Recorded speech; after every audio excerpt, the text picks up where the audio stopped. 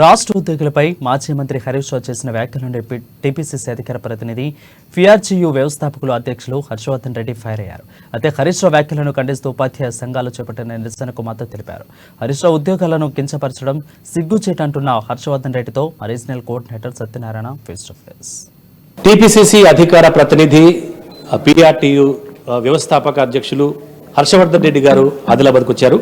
అయితే ప్రస్తుతం మనం కంది శ్రీనివాసరెడ్డి ప్రజాసేవ భవన్లో వారు ఉన్నారు. వారిని అడిగి మరి పరిణామ విశేషాలు, తర్వాత ఈ యొక్క ఎన్నికల్లో తీసుకున్నటువంటి ఒక ఎలాంటి వ్యూహాలు రచిస్తున్నారో మనం తెలుసుకుందాం.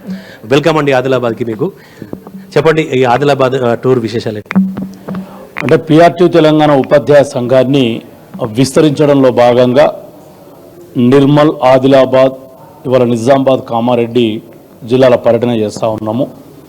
ముఖ్యంగా నిన్న గతంలో ఆర్థిక శాఖ మంత్రిగా, నీటిపారుదల శాఖ మంత్రిగా పనిచేసినటువంటి హరీష్ రావు గారు ఉద్యోగులకు, ఉపాధ్యాయులకు, పెన్షనర్లకు సంబంధించి ఒక నీచమైన మాటలు మాట్లాడడం జరిగింది. అంటే రేవంత్ రెడ్డి గారి ప్రభుత్వం, కాంగ్రెస్ ప్రభుత్వం గత 2-3 సంవత్సరాలుగా ఉద్యోగ ఉపాధ్యాయులకు ఇచ్చినటువంటి మాటను నిలబెట్టుకునే క్రమంలో 1వ తారీఖునే వేతనాలు వేయడం ప్రారంభించింది.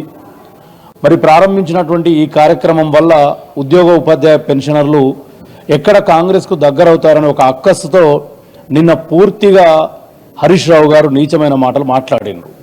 ఏమనంటే ఉద్యోగులను ఏసీలో కూర్చోబెట్టుకుని జీతాలు ఇస్తారా, రైతులను మర్చిపోతారా అని. మరి హరీష్ రావు గారికి మతి భ్రమించినట్టుంది. 14 ఏళ్ల తెలంగాణ ఉద్యమంలో సకల జనుల పాత్ర అనే ఒక సమ్మె అనే ఒక పాత్ర ద్వారా ప్రపంచాన్ని కూడా తెలంగాణ ఇవ్వాలనేటట్టు చేసిన ఉపాధ్యాయ ఉద్యోగ పెన్షనర్లే తెలంగాణ రావడానికి ముఖ్యమైనటువంటి కారణం. మరి అటువంటి తెలంగాణ ఉద్యోగులను వారు 10 సంవత్సరాలు మోసం చేసిండ్రు. చివరి 2 సంవత్సరాల్లో నెల జీతం ఎప్పుడు వస్తుందో కూడా తెలియని పరిస్థితి. ఒక ఉద్యోగి కడుపు కాల్చుకొని తను దాచుకున్న డబ్బును కూడా తిరిగి పిల్లల పెళ్లిళ్ళకో, లేదా అనారోగ్యం పాలైతే ఆసుపత్రులకో, లేదా ఇల్లు కట్టుకోవడానికో విత్డ్రా చేసుకుందామంటే కూడా సంవత్సరాల తరబడి చెల్లించిన ఆర్థిక శాఖ మంత్రి ఆయన. మరి తెలంగాణలో కాంగ్రెస్ ప్రభుత్వం రాగానే వాటన్నిటికీ చరమగీతం పాడి 1వ తారీఖున వేతనాలు, ఉద్యోగి తను దాచిపెట్టుకున్నటువంటి డబ్బును ఎప్పటికప్పుడు తన హక్కుగా భావించి రేవంత్ రెడ్డి గారు కాంగ్రెస్ ప్రభుత్వం ఇవ్వడం మొదలుపెట్టింది. దాన్ని ఆయన ఏం మాట్లాడాలనో తెలియక రైతులను సాకుగా చూపుతూ, ఎస్ మేమందరం కూడా రైతు బిడ్డలమే, కాంగ్రెస్ ప్రభుత్వం వచ్చిన తర్వాత ఆల్మోస్ట్ యాసంగి సీజన్ ప్రారంభమైన తర్వాతనే ప్రమాణ స్వీకారం చేయడం జరిగింది డిసెంబర్ 7న. అయినప్పటికీ రేవంత్ రెడ్డి గారు ఇప్పటికీ 1 ఎకరం నుంచి 5 ఎకరాల వరకు రైతు బంధును అందరికీ అందేలా చేసి ఈ నెల 15వ తారీఖు వరకు మిగతా వారికి కూడా ఇస్తామని చెప్పిన విషయం మరి హరీష్ రావు గారు మర్చిపోయినట్టున్నారు. అంతేకాకుండా రైతులకు ఏకకాలంలో రుణమాఫీ చేయాలని కాంగ్రెస్ పార్టీ ఇచ్చినటువంటి మాట నిలబెట్టుకునే ప్రక్రియలో భాగంగా ఇవాళ రైతులకు ఒక కార్పొరేషన్ ఏర్పాటు చేసి రైతులకు గతంలో ఇచ్చినటువంటి సబ్సిడీలను కూడా మళ్ళీ ఇవ్వాలనే ఉద్దేశంతో మా కాంగ్రెస్ ప్రభుత్వం రేవంత్ రెడ్డి గారి నాయకత్వంలో పనిచేస్తుంది. ఇక ఏం మాట్లాడేది లేక హరీష్ రావు గారు నిన్న అక్కసు వెలుగెక్కారు.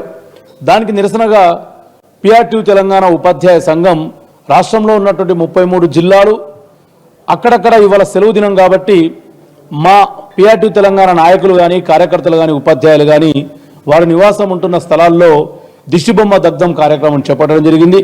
ఇందాకే నిర్మల్లో ఆ కార్యక్రమాన్ని అక్కడ మాకు రాజేశ్వర్ రెడ్డి గారిని ఒక జెడ్పీటీసీ సహకారంతో దిగ్విజయంగా పూర్తి చేసి వాళ్ళ ఇక్కడ ఆదిలాబాద్కు చేరుకోవడం జరిగింది. అలాగే ఒక ఉపాధ్యాయ సంఘ నాయకుడిగా ఇప్పుడు గత దాదాపు చాలా మాసాల నుంచి కూడా ఉపాధ్యాయులకు 1వ తారీఖున వేతనాలు లేవు. మరి తెలంగాణ సర్కార్ వచ్చిన తర్వాత 1వ తారీఖునే వేతనాలు పడుతున్నాయి. దీన్ని ఎలా స్వాగతిస్తారు? డెఫినెట్గా స్వాగతించాల్సినటువంటి అంశమే. గత తెలంగాణ రాష్ట్ర ప్రభుత్వంలో 2019 నుంచి 2023 డిసెంబర్ 3వ తారీఖు వరకు ఆ 3.5-4 ఏళ్లలో ఎప్పుడు కూడా 1వ తారీఖున వేతనాలు ఇవ్వలే. ఒక ఉద్యోగి కానీ, ఉపాధ్యాయుడు కానీ, పెన్షనర్ కానీ తను తీసుకున్నటువంటి ఇల్లు లోను కానీ, కారు లోను కానీ, పిల్లల చదువుల లోన్లు కానీ ఒక కట్ ఆఫ్ డేట్ పెడతారండి. ఆ డేట్ నాటి కనుక శాలరీ వస్తే బ్యాంకులో ఆ ఇన్స్టాల్మెంట్ కట్ అవుతుంది. కానీ ఇక్కడ టీఆర్ఎస్ ప్రభుత్వంలో ఆ డేట్ రోజుకు శాలరీస్ రాక వాళ్ళ యొక్క సిబిల్ అంటే బ్యాంకులో వాళ్ళ యొక్క పరపతికి సంబంధించిన స్కేల్ పడిపోతున్న లక్షలాది మంది వేలాది మంది మొరపెట్టుకున్నా కూడా సకాలంలో ఇవ్వలే. మేమేమన్నాం ఆ రోజు కాంగ్రెస్ పార్టీగా అంటే, ప్రభుత్వం చేసే సంక్షేమ పథకాలను కిందికి తీసుకెళ్లే వాళ్ళే ప్రభుత్వ ఉద్యోగి, ఉపాధ్యాయులు అయితే బీద పిల్లలకు బోధన చేసేవాళ్ళు. మరి ప్రభుత్వం వాళ్ళ చేత ప్రభుత్వం కొరకు పనిచేయించుకున్నప్పుడు డెఫినెట్గా వాళ్ళకు వచ్చే వేతనం 1వ తారీఖు నాడు ఇవ్వాలని గతంలో ఉద్యోగులకు మద్దతు పలికినటువంటి రేవంత్ రెడ్డి గారే, గతంలో ఉద్యోగ ఉపాధ్యాయ పెన్షన్లకు మద్దతు పలికినటువంటి వ్యక్తులే వాళ్ళ క్యాబినెట్లో ఉన్నారు, బట్టి విక్రమార్క గారు లాంటి వాళ్ళు. వాళ్ళ ఆలోచన చేసి ఇచ్చిన మాట నిలబెట్టుకునే ప్రయత్నం చేస్తూ సక్సెస్ అవుతున్నాం మేము ఇవాళ. ఈ సక్సెస్ను చూసి ఓర్వలేక హరీష్ రావు విషయం కక్కుతున్నాడు అంతే తప్ప దీంట్లో ఏం లేదు వేరేగా. ఇటు ఉపాధ్యాయ సంఘ నాయకుడిగా ఉపాధ్యాయ విద్యారంగ సమస్యల కోసమైతే ఖచ్చితంగా పరిష్కారం చేస్తామని చెప్పేసి అంటున్నారు. అలాగే ఒక అధికార ప్రతినిధిగా కూడా కాంగ్రెస్ పార్టీ ఖచ్చితంగా ఈ యొక్క రాబోయే పార్లమెంట్ ఎన్నికల్లో ఘన విజయం సాధిస్తుందని ఎలాంటి సందేహం డౌట్ అక్కర్లేదని చెప్పేసి ఆయన చెప్తున్నారు. కెమెరా పర్సన్ నర్సింగ్తో సత్యనారాయణ, అమ్మా న్యూస్, ఆదిలాబాద్.